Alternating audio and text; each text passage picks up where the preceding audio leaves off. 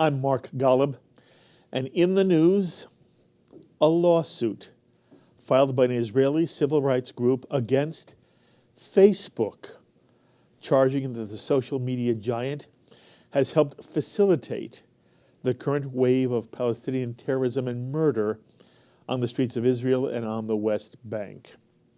The lawsuit was filed in New York State Supreme Court on behalf of 20,000 Israeli citizens who are arguing that Facebook intentionally disregarded the widespread incitement and calls for murder of Jews, which are being posted every day on Facebook. Nitzana Darshan-Leitner, director of the Israeli civil rights group Shurat Hadin, and the leading activist fighting terrorism in the courts, was one of the attorneys who filed the lawsuit, together with two American attorneys. The lead plaintiff in the case has been named as Richard Lankin, a 76-year-old Israeli who was critically wounded when Palestinian terrorists from East Jerusalem attacked passengers on an Israeli bus, murdering 2 Israelis at the site and wounding 20 more. In that attack, Richard Lankin was shot in the head and stabbed repeatedly. He was rushed to a Jerusalem hospital, but unfortunately he never regained consciousness and he passed away.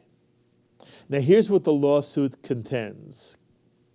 The plaintiffs allege that social media, particularly postings by Palestinians on Facebook, is spurring on the terrorist attacks against Israelis in the past month by killers who attack people with knives, axes, screwdrivers, cars, and Molotov cocktails for no reason other than that the attackers perceive the victims to be Jewish. Many of these murderers were motivated to commit their heinous crimes by incitement to murder they read on Facebook. Demagogues and leaders exhorting their followers to slaughter the Jews and offering instruction as to the best manner to do so, including even anatomical charts showing the best places to stab a human being. Well, to give us some more perspective on this lawsuit, I'm pleased to have on our JBS phones from Chicago, Paul Miller, an outstanding journalist, editorial writer, political consultant, who also serves as president of the Chaim Solomon Center for American Jewish Thought. Again, it's in Chicago, and the Solomon Center is dedicated to the defense of free thought and free speech, while at the same time holding the press and political class accountable to the truth. And Paul Miller, thank you so much for joining us here on JBS. Mark, thank you for having me. Paul, you're helping to get the word out about the Shurat Hadin's lawsuit against Facebook, correct? Correct. Exactly what is this lawsuit designed to accomplish, Paul? Well, what they did is, a week ago today, they filed an injunction in New York State Supreme Court. And mind you, I'm not an attorney, so my language on the technical language may be a bit off. But what this injunction, they are asking the social media giant Facebook to take down posts that are basically inciting, encouraging violence against Jews, Israelis.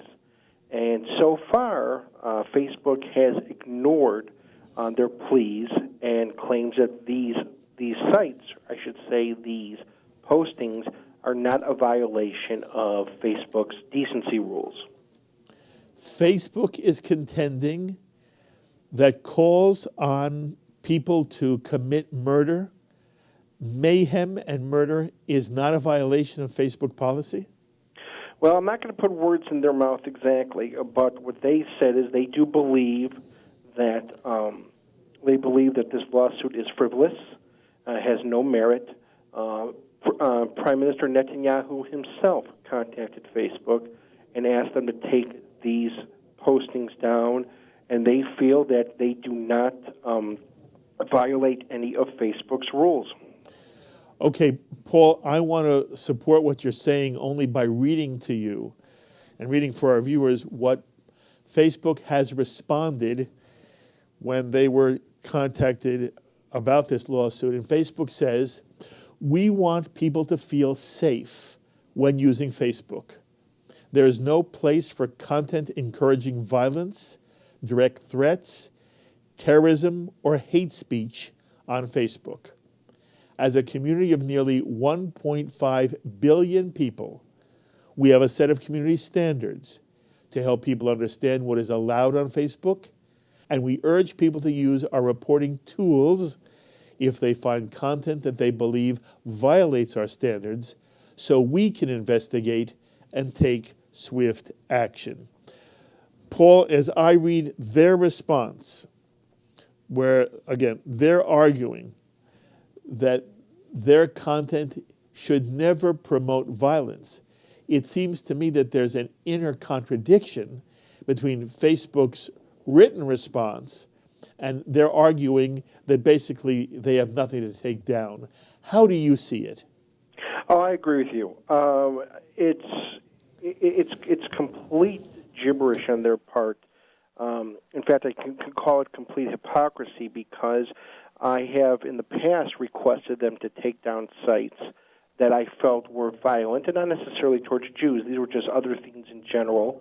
I'm someone who does use social media a lot, and they took them down without hesitation. I think it's mind-boggling that they have not found fault with these sites, how this has not violated their, quote, community standards. And I don't have an answer for it, and I wish I did. And I have followed up with them with additional questions. I have sent them actually emails regarding certain Facebook sites, some that basically that are titled, kill the Jews, death to Jews. I mean, sadly, there are lots of Facebook pages that have similar titles that call for not just the destruction of Israel, but call for death of Jews. And unfortunately, I have not gotten a response, and we still see that these sites are up today. Now, one thing to mention is I do know that some of these sites are in Arabic, and therefore, and I can't tell you for sure what they're doing, but maybe their people don't notice it, even though anybody who uses Google knows that Google easily translates anything you want. It usually even comes up automatically giving you that option. Yes. So why they're not finding fault is beyond me, and how this isn't a violation of their community standards is still an answer I'm trying to seek. Do you worry that it has to do with the fact that it's about Israel? Is this in some way, I'm not going to say anti-Semitic, although it feels anti-Semitic, but do you think there is any anti-Israel sentiment inside Facebook that has a liberal bias to it, and maybe, in some way there is a tendency in the liberal community to see Israel as an occupying, aggressive, colonial persecutor, that in some way Facebook is anti-Israel and therefore is reluctant to take a stand on this issue? Well, I never want to prejudge what might be in somebody's heart, but I will say this. There's no doubt that Facebook is a very progressive liberal organization regarding what they permit on their pages, and they have that right. The problem is have progressive thinking gotten to the point that the demonizing, delegitimizing the Jewish state, delegitimizing Israel is now tolerable, calling for its destruction tolerable? Are they not seeing the calls that basically celebrate the murder of Jews? And that's part of what this lawsuit is, where there have been attackers who have put on Facebook that they're going to become a shaheed today, which I believe is translated as witness. And therefore they had put down that they're going to go commit a violent act, or they post that they have committed a violent act, and then they get thousands of comments supporting what they did. And that, of course, just makes someone feel like they're doing the right thing, or Exactly. It justifies it. Yes. Why Facebook doesn't see this as a problem, that I don't know. And I'm not going to jump to anti-Semitism, because considering that the founder, Mark Zuckerberg, is Jewish, while I believe he's very secular, I do believe he has participated in some very pro-Jewish community causes. I do wonder the people that work for him, the people that are reviewing these Facebook posts and these pages, whether their progressive ideologies have completely taken over their common sense and decency. Yes. All right, I want to establish something more about you and what you, both your own organization and this lawsuit is trying to do. First of all, are you trying to close down Facebook?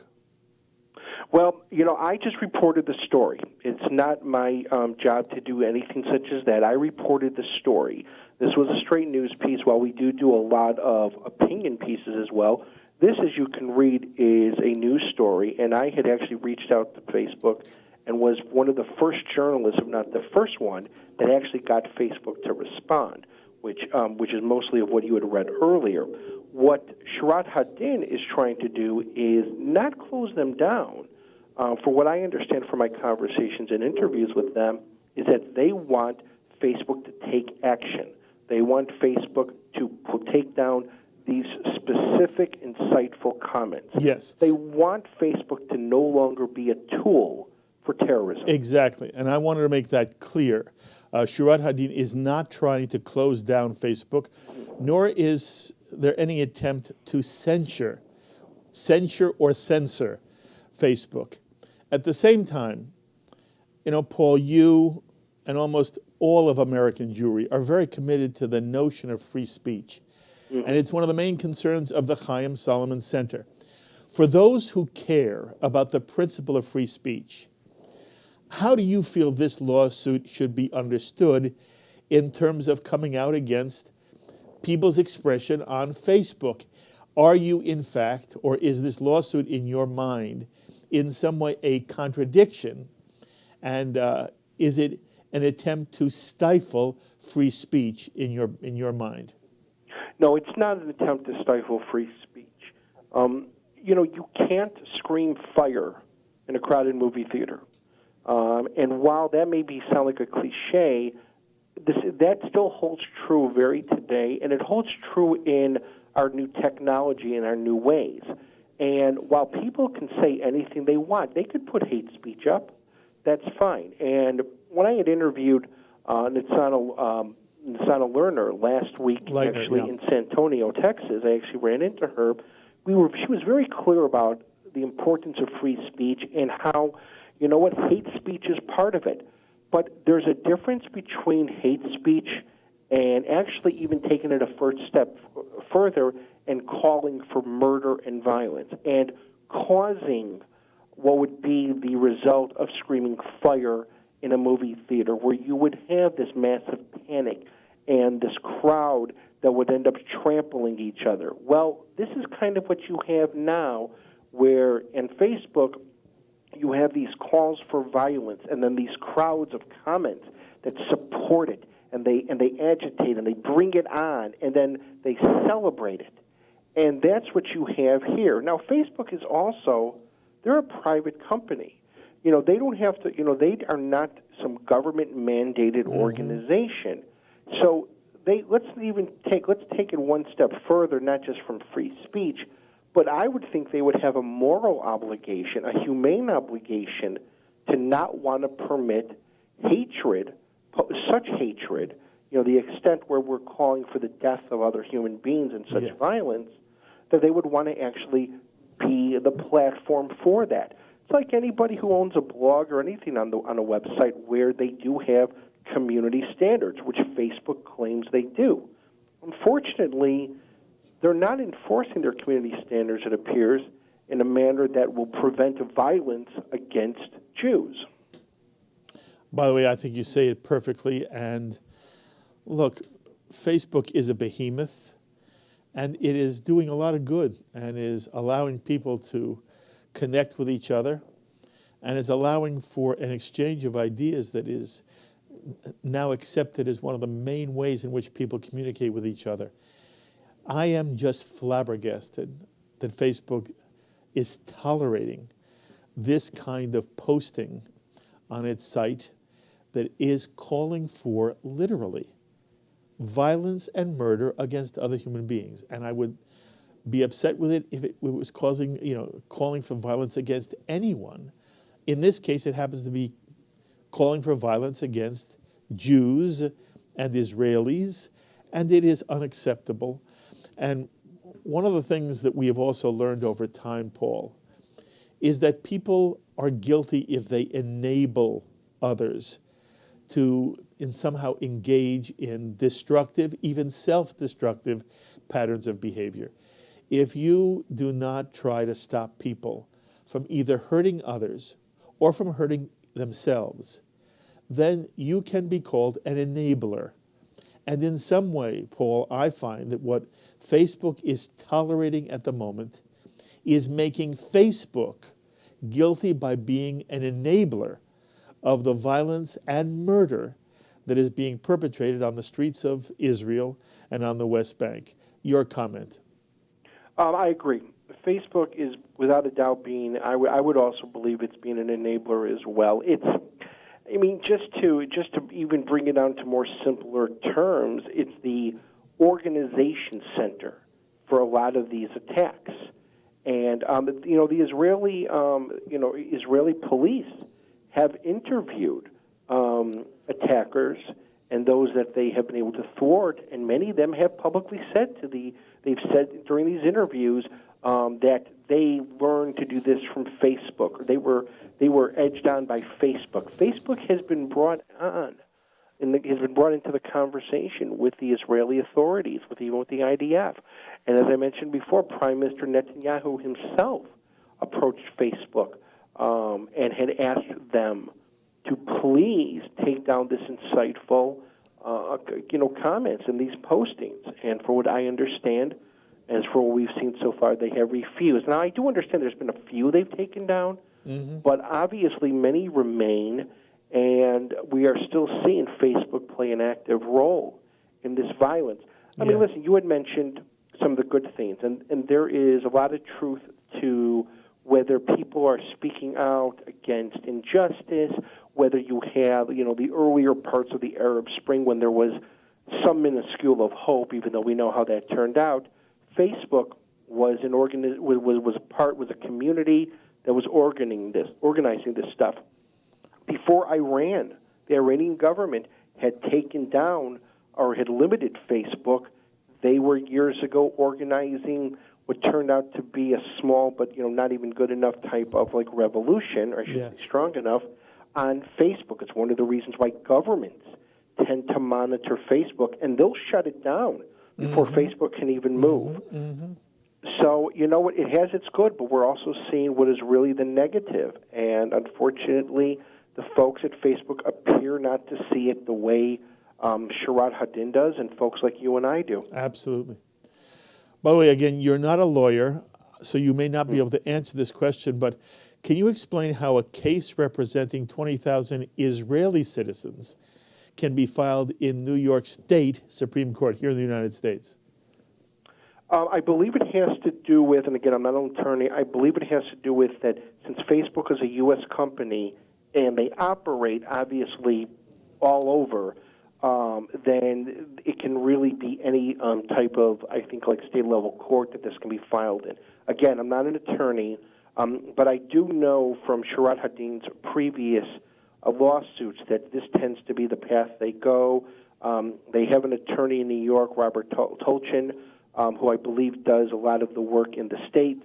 Obviously, Nitzana Dashan-Leitner is the director who actually is usually in Jerusalem. And they also have a gentleman by the name of Asher Perlin who works out of Fort Lauderdale, Florida. So that is my understanding, but again, I'm not an attorney, so the audience can't really hold me to that. Fair enough. By the way, Paul, are you on Facebook? Of course I am. Of course. Solomon Center is on Facebook, and I am as well. Okay. By the way, I'm on Facebook also, and what I post is things having to do with JBS and issues of the day. So if anybody wants to visit either Paul or me, we are both on Facebook. And the reason I ask you, Paul, is it seems to me that anybody who now is using Facebook, who is on Facebook, I think we all now have a responsibility to express ourselves to Facebook, that we should be now, in essence, protesting this Facebook policy and supporting the lawsuit And I'm hoping that anybody who is watching you and hearing you right now in the news here on JBS, that if they are on Facebook, that they will take a moment and let Facebook know that this is absolutely unacceptable and that Facebook has to change its policies. Incidentally, the lawsuit is not asking for any money from Facebook. It's asking Facebook to simply take down and forbid going forward these kind of posts, which are incitements to violence and murder called by Palestinian leaders trying to incite young, impressionable Palestinians to pick up a knife or a rock or a gun or a Molotov cocktail or to drive a car into a group of Israelis standing at a bus stop. That it is just unacceptable for this to be part of a Facebook page and a Facebook post. And in general, I would like, Paul, to see all people, including the United States government, our administration, the White House and the State Department and Congress, all come out unequivocally in opposition for this kind of one-sided, brutal, heinous murder and violence against Israelis. And so it is very important, I felt, that you, who again have made this known through your center, that you had a chance to speak about this, and I'll give you an opportunity to make any kind of closing comment. Please, Paul. Well, two things. Number one, and this is just speaking as not just as an American or just as a Jew, but just as a concerned citizen, and that is if you want change, if you see some type of injustice, you need to contact your representatives and demand that such not a legislation, but a statement be made by our government, and you need to let Facebook know how you feel. And you can easily do it on their Facebook page. I'm going to guess that probably 95% of your audience has a Facebook account. They have 1.5 billion folks that are now on Facebook. So, speak up. Let Facebook know that you're unhappy and you think they're being unjust. The other thing I wanted to mention was, unfortunately, it's not just the leaders of, whether it's Hamas, Fatah, the Palestinians, it's the everyday folks, whether it be in the West Bank or Arabs in Israel, that have committed many of these recent atrocities. And it's because of Facebook that they're learning how to do it, how to accomplish their goals, and they're also being cheered on by their Facebook friends or the audience that's able to see their posts. That's what makes this situation possibly developing to be something worse than the last two intifadadas. Paul, I appreciate your comments and insights so much, and I thank you so much for giving us some time here on JBS. You be well. We'll talk often. Thank you, Mark. Thank you. The thoughts of Paul Miller, president of the Chaim Solomon Center for American Jewish Thought, and again, that is in Chicago. And again, it seems to me rather obvious. It's simply inappropriate for any social network to promote violence and murder. And I don't understand why Facebook has kept this up. And I do hope every one of us who's involved in Facebook sends a post of protest to Facebook. In a moment, another very disquieting story out of Israel. Please stay with us. Did you miss a program on JBS you really wanted to see? Well, if you use the internet, it's so easy to watch almost any JBS program whenever you want to. Simply Google the name of the guest or program you'd like to watch and add JBS, and presto, the program should pop up on your screen. Missed our exclusive coverage of Bret Stephens on his new book, America in Retreat? Google Bret Stephens, JBS, and there it is. Missed Ari Shavit's in-depth interview on L'Chaim? Google Ari Shavit, L'Chaim, JBS, and there it is. Want to watch JBS's tour of Karnei Shomron?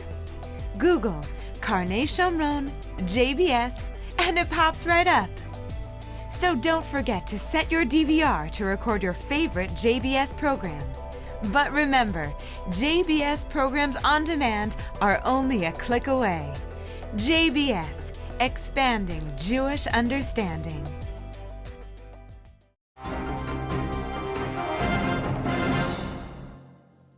I'm Mark Golub.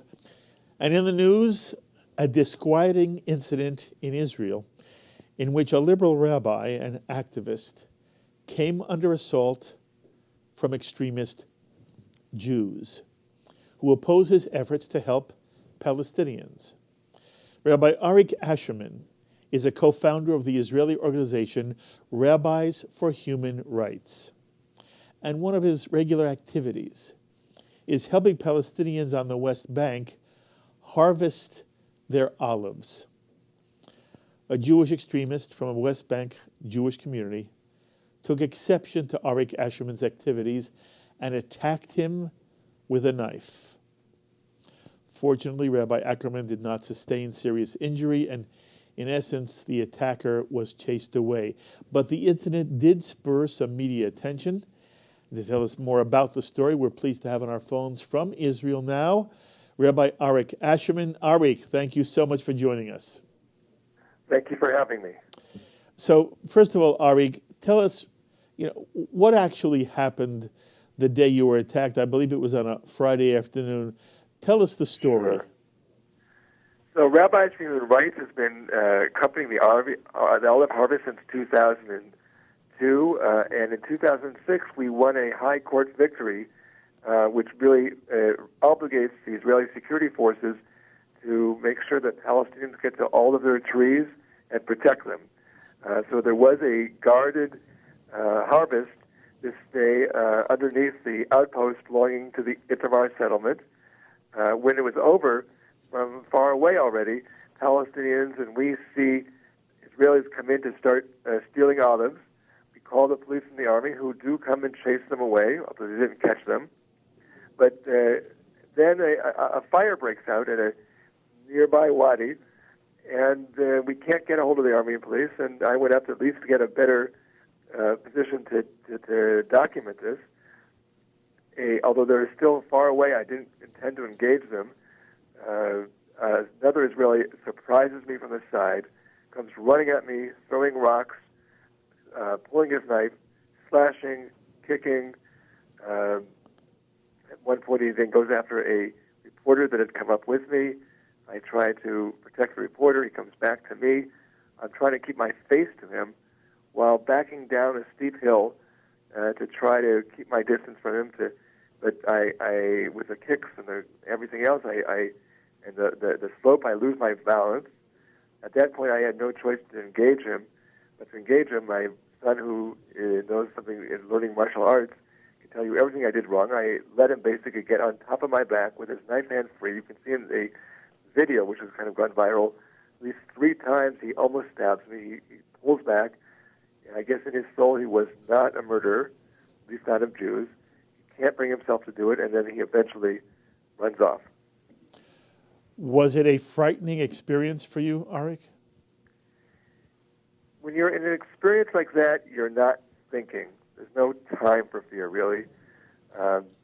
When I saw the video later on, taken by our Palestinian coordinator, a field coordinator, Zachary said that, then it hit home just how close to being murdered I was. Yes. Arik, you're a tall man, as I remember. How tall are you? About 6'2". 6'2". Yeah. In your mind, when this Israeli, by the way, I don't like to call them settlers, only because there's an overlay here in the United States about what a settler means. You have a Jewish guy. I do feel he's an extremist. You have an extremist coming at you. I assume he knows you're a Jew. Do you think I'm right? Oh, yes. In fact, he's quite upset that I'm wearing a kippah, a Jewish religious head covering. Okay. So he attacks, one Jew is attacking you as a Jew because you're a Jew doing what? Is it that you are helping Palestinians? Is it that you're seen as some kind of part of the enemy? In your mind, what would provoke this kind of violence from another Jew? You know, if I could meet this guy, I would ask him 2 questions. One is, what so enraged you about the simple fact that the Israeli army was allowed. I don't even know how much I was a factor. That you were driven to do what you did, to steal, to burn, to attack. And the second question I would ask is, what stopped you? You know, like we just read in the Torah, did a voice come into your head saying, "Al tishlach et yadcha," you know, do not raise your hand? Was it that he never intended to kill, but just to scare me and bloody me up a bit? What was it? What was it? And I don't know what caused him to act the way he did. Interesting. By the way, what you're saying is you don't know what motivated him to attack you, nor do you know what ultimately stopped him from trying to ultimately do you as much bodily harm as he could. And your reference, in case people didn't understand it, was to a piece of the Akedah story, where at the end of the story, the angel in God's voice comes and tells Abraham to stay his hand and not to slay the son. And so what you're saying is, did this Jewish extreme fanatic hear in his ear something akin to that? Do not stretch forth your arm and your hand to slay the lad. In this case, it would be you. And it also, I wish I had the opportunity to talk to him as well, because Arik, here we are sitting in the United States. We are a Jewish community that cares passionately about the well-being of the state of Israel. We want peace between Israelis and Palestinians. There are many people right now, Arik, in the United States, and in Israel as well, you well know, who despair over the fact that there does not seem to be enough concerted will among Palestinian leadership, not the Palestinian rank and file, now not necessarily the farmers that you were dealing with who were harvesting an olive grove, but that within the rank and file leadership of the Palestinian community, there does not seem to be an overwhelming commitment to a peace process. At the same time, American Jews also are so disappointed anytime we see a Jew act violently against another Jew, for an extremist on the West Bank who may be passionately committed to whatever lifestyle he is living. For him to attack you because you are somehow seen as helping the Palestinians in some way, and all you're doing is harvesting olives, for heaven's sake, Arik. When we see that, it also tears at our heart that a Jew would want to seek violence against another Jew. So I say this to you in general, and really I would love to hear any kind of insight you have that could help we, American Jews, have an understanding of what's going on between and among Jews in the state of Israel today. What is your insight, Arik? Well, first of all, I agree with you that in many ways, more than any of the physical pain that I felt is, of course, the pain that we have come to this, that this is part of who we are as a people. I think that, there's a midrash, a form of ancient rabbinic commentary, that teaches us, says, don't delude yourselves. The hand that strikes the non-Jew will eventually strike the Jew as well. Not that it's okay to strike the non-Jew, but what goes around does come around. And there's been a metamorphosis of the way we think about and use power as Israelis. When this country was founded, we totally justifiably and understandably and rightly said, never again. Never again will Jews be powerless. Never again will we be slaughtered or oppressed as we were for 2,000 years because we were stateless and homeless. We will have some control. We will have the power to defend ourselves. But it's morphed. We of course know that what the psychologists tell us, that people that have been beaten as children are more likely to beat their own children. But what we've done is we've moved from saying we are going to make sure that we have power to protect ourselves and ensure our well-being, to saying we can use the power we have to take what we want. And, it's so unfortunate. Way before never again, the Torah teaches us never, ever, not even once.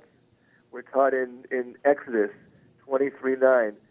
Remember, you know the soul, you know the heart of the stranger. You know what it means to be oppressed as you were oppressed in Egypt. Don't do it to others. Bowie, Arik, I think you articulated beautifully, and if you and I would have any disagreement, the disagreement would be a subtle one, and I want to express it to you, and then I want to see how you would respond. The Jewish tradition teaches without question that one is to be as empathetic, sympathetic, as righteous as one would be with a relationship with a Jew. One has the exact same obligation with a non-Jew, with one proviso, Eric, that the non-Jew is willing to live in peace with the Jew. That when the Jew is under attack, as painful and tragic as it is, the Jew has a transcending responsibility to protect himself or herself. As I have seen the sweep of Israeli history, I see the Israeli people living this teaching over and over again. And in the years that we were most optimistic in the Oslo period, 85% and more of the Israeli people all favored territorial compromise, in essence, creating a second state, a Palestinian state on the West Bank, and all we asked for in return was peaceful coexistence with the Palestinian state. What we have seen over time, Arik, is the tragic consequence of a Palestinian leadership that is reluctant to say what it has to say, namely, it's not simply two states, but it's two peoples, each with a legitimate right for self-determination of their own, a Palestinian people with a Palestinian state and a Jewish people with a Jewish state, and that they will live side by side in peace. And that as that has sort of broken down, as the vision has been lost, there is now a feeling that the first priority is for a Jew to protect a Jew from the kind of attacks we see happening now every day throughout the streets of Israel, sometimes on the West Bank. This happens in the vicinity of Itamar, where there was this horrific slaying of the Fogel family, including a 3-month-old child whose neck was slit in her sleep. And the Jew says, we'll make peace anytime peace is possible. You live this teaching, Arik. And again, I want our audience to know you were kind enough to host me and a group that I brought to Israel in your office, where you spoke passionately about what Rabbis for Human Rights is all about and what your vision is, and your vision for this true, honest, peaceful coexistence, Palestinian and Israeli Jew living side by side. But your vision has been thwarted. And what happens to you now, I fear, is a result of what happens to extremists when they do not have hope for a future. I find what happened to you to be 100% unacceptable. It is outrageous what happened to you, and that's why I am featuring it on JBS. As strongly as I am supporting the State of Israel, as disillusioned as I am with the peace process, There is no excuse for a Jew attacking you for doing nothing more than helping Palestinians and trying to build bridges between the two communities. At the same time, this, in my mind, is not about Israel gone wrong. And I've spoken a lot. I will now let you say anything you want, either to correct anything you've heard me say or in opposition to anything you've heard me say. But I did want you to hear my perspective. Arik, the floor is yours. Well, I would certainly agree, and I think I said that we have every right and responsibility to defend ourselves. I said I agree with the idea of never again. I think that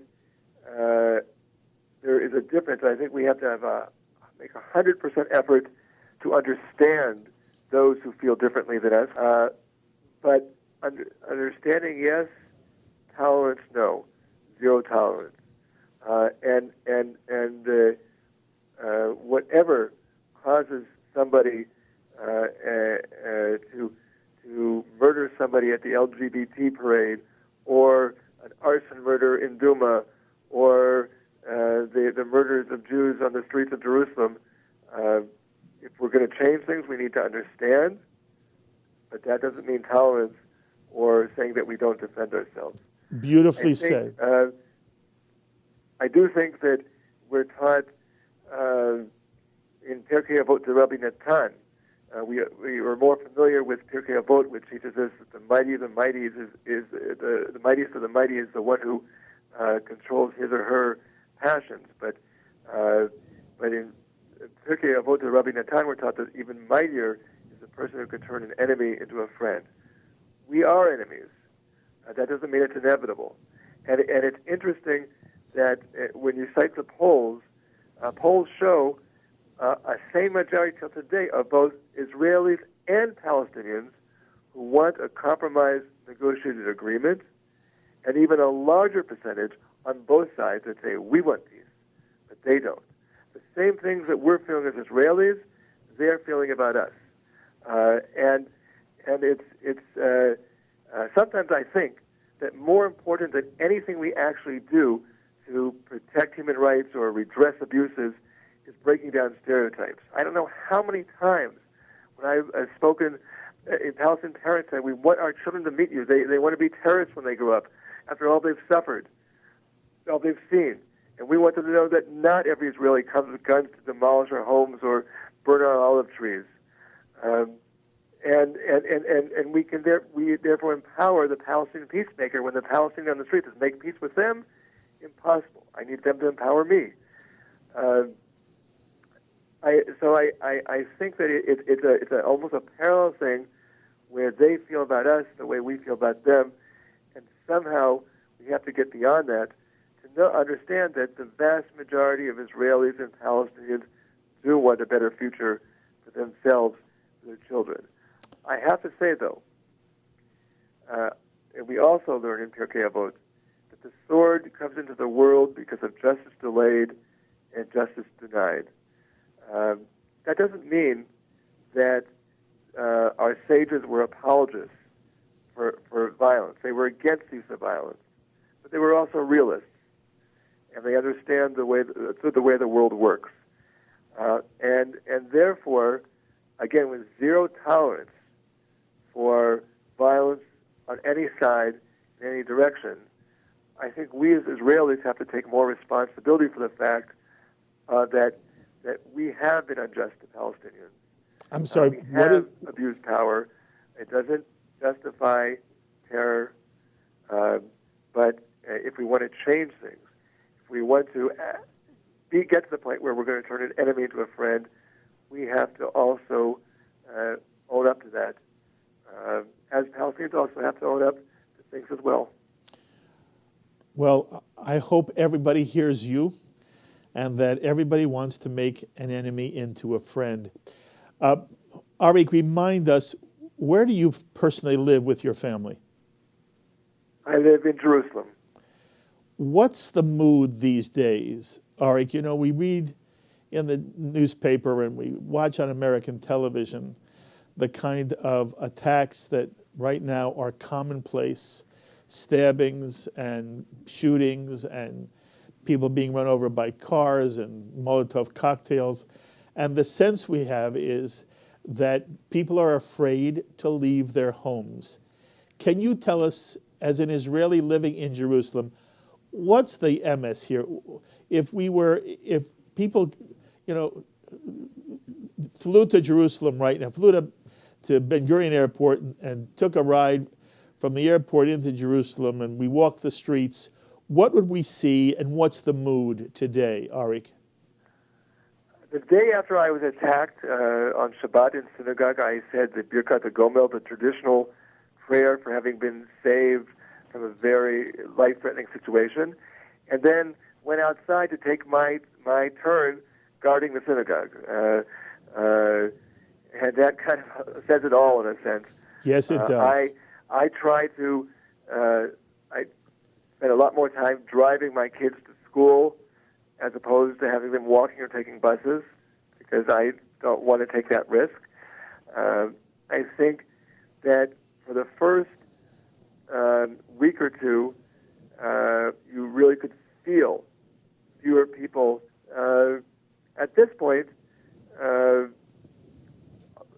both because you see people coming, you don't see it so much. I think people are back on the streets, back in their routines. One, Israelis are so sadly accustomed to living with these kinds of adversities that at a certain point they say, we're not going to let them defeat us by making us change the way we live our lives. And also because the number of attacks has gone down in Jerusalem, at least. Yes. And so that so we've been seeing people coming back to their activities. If you were asked by an American family planning to travel on a trip to Israel, and they said to you, Rabbi Asherman, is this a time we should postpone our trip because of the violence in Israel, or is it still safe to come? What would you answer? I would say that's a personal decision. I think with taking the proper precautions, it's fine to be here. And that's a question that every one of us has every day. To what degree we are cautious, to what degree we give in to fears, to what degree we listen, maybe to the voice of common sense or whatever. People thought our volunteers are absolutely out of their minds with all this Palestinian violence going on to go out into the olive groves, to Palestinian olive groves. And then maybe even crazier, even crazier after what happened to me from the other direction.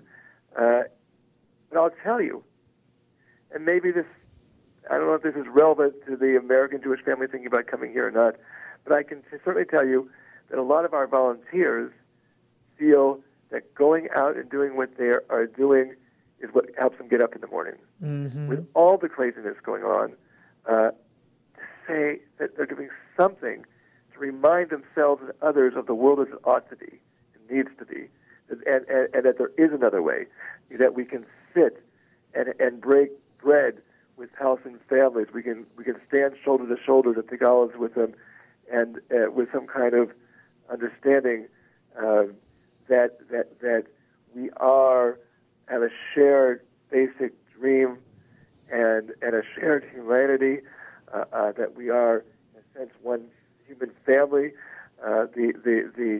The part of last week's or a week and a half ago's Torah portion that I chose, I wanted to be the Aliyah when I got up to do this blessing, is the story of Lot and Abraham. They're fighting, they're struggling. Their shepherds are fighting because there doesn't seem to be enough room for everybody. Abraham's the senior, Lot is his nephew. He can tell his nephew just what to do, but he says there's something more important. We're family, and I will do anything so that we won't fight. You want to go right, I'll go left. You want to go left, I'll go right. The important thing is that we don't have fights among us. If we could all understand that we're one human family, and I know I'm going a little bit further from your question, but if we could all understand, if who fight so passionately to be the heirs as the children of Abraham of the inheritance he left for us, the physical inheritance of the land. If we could send 1/100th of the energy to be worthy of the moral and spiritual inheritance he left us, we'd all be better off. Well, that is, again, beautifully said. And Rabbi Arik Asherman, it is wonderful to be able to speak to you. Kol hakavod in all the work you do, and whether you and I agree on every detail or every nuance is really irrelevant. You are doing wonderful, wonderful work. Kol tuv v'hatzlacha in all you do. And the next time I'm in Israel, we'll meet again. So, Arik, thank you very, very much. The thoughts of Rabbi Arik Asherman, co-founder of the Israeli organization Rabbis for Human Rights. And again, whether one agrees with him politically or not, it is just unacceptable for a Jew to raise a hand to strike another Jew.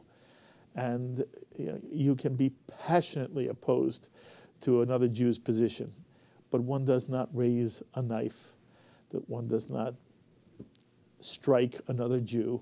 And again, I was very upset to read this story and to hear this story, and I wanted you to get to hear what Rabbi Arik Asherman had to say. And again, it's a very complicated situation today throughout the Middle East, and certainly inside the State of Israel and in Eretz Yisrael that includes the West Bank. But if Arik Asherman's vision is to help Palestinians harvest their olives, then let him do this without being attacked. Let him do this in peace. Anyway, I'm happy that you got to hear Arik Asherman here on JBS. My thanks as always to our director, Sloan Copeland, to production coordinator, Serge Goldberg, JBS's associate director, Dara Golub, and to the producer of In the News, Carol Lilienthal. Until the next time, I'm Mark Golub. Be well, my friends.